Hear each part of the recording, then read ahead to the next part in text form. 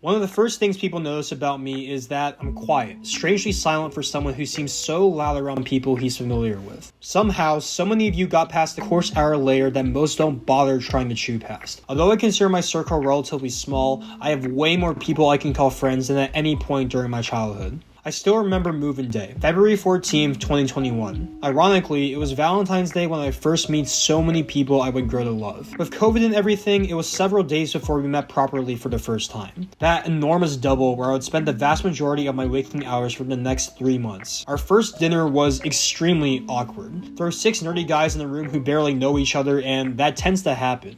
But slowly, things started to click for us. I remember repeatedly saying how awesome we meshed for an almost completely random group of dudes. I credit my first 5 MIT friends for teaching me what it means to truly love the people around you. Of course, it was naive to expect a friend group to last forever. People change, their priorities shift, they find better fits for their lives. Even though I might pass by an old friend in the halls and not really know what to say, I'll always appreciate anyone with the patience to sit through more than just one conversation with me.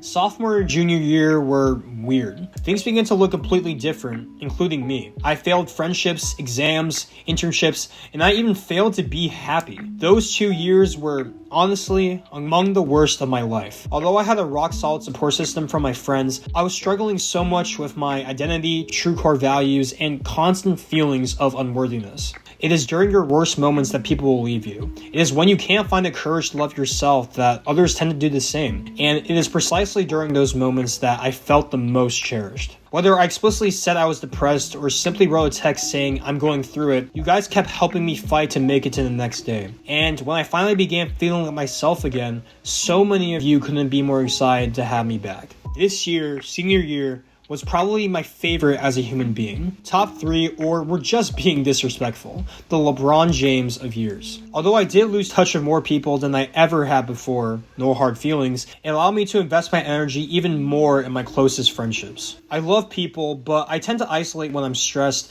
and it meant a lot that you guys dragged me out of my room so often this year. I've said the phrase, I wish I didn't go to MIT many times, both in real life and on the internet. I spent more than half my college career eyeing the day I get to walk across the stage and get my bachelor's diploma. And recording this a week before that day, I can tell you that I'm terrified. I'm sad, I'm kind of angry, I'm in denial, I'm tearing up typing the script out. I'm asking the world why they brought us so close together only to rip us apart on May 31st. Rather than feeling proud of making it to the end, I just want to push the finale as far away as possible. And no, it's not because I love problem sets kicking my ass, getting benched for more than half my college tennis career, or annoying freshmen emailing the entire school looking for their AirPods. It's because of you, my friends. Many who have become like family to me. A family that I got to choose and who, shockingly, continue to choose me. Every time I hear the phrase, it's the people, I roll my eyes so far back into my skull. But yeah, here I am telling you that it's the people that made my college experience worth it.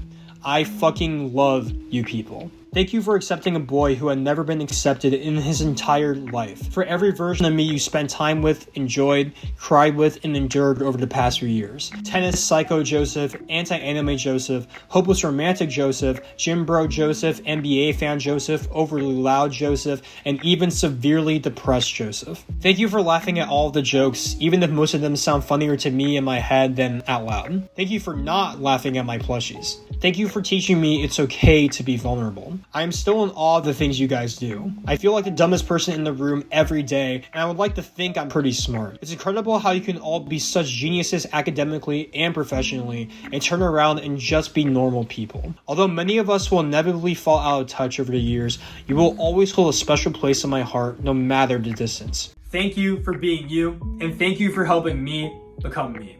I can't wait to see what you do with the rest of your lives. Sincerely, Joseph, a member of the MIT class of 2024.